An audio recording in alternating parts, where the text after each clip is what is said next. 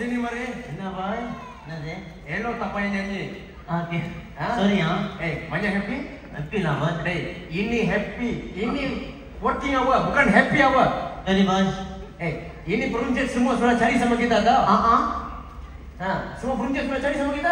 Apa dia cari? Apa dia melawan sama kita? Marilah. Saya tak takut. Saya belajar pusaka gayung. Silat, saya nak belajar. Sini, mari. Mana? Ayo, bos. Apa bisa pukul lah, bos. Dia bukan mau gaduh sama kita lah. Diorang punya perniagaan stok sudah low. Okey. Jadi kita tycoon barang subsidi, kita jual harga tinggi, kita kaya. Okey. Bos. Saya mau tanya sikit lah, bos. Apa? Kita berniaga ni telur, tepung gula.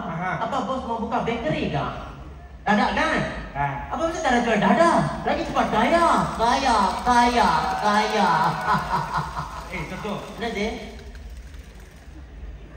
என்ன இது? Apa dia?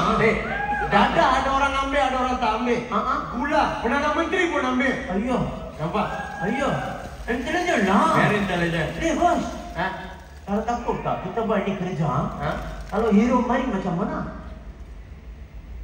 Ini apa? Ini ada hero dalam bagai kota kah? Tak ada tadi. Tak ada, kita selamat lah. Ini minggu tak ada hero. Kita selamat lah. Tak ada hero.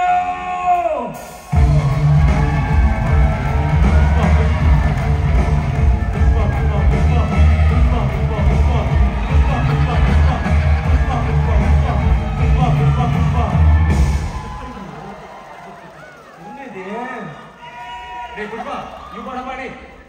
Peluk duduk di dalam bos belakang. Kenapa tak ada cakap peluk? Saya ada tawul berenang apa?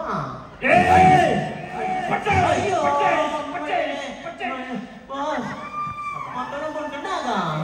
Orang kampung kasih tahu saya, ini barang monopolinya, you suruh, you jual harga tinggi. Kenapa? Ini deh.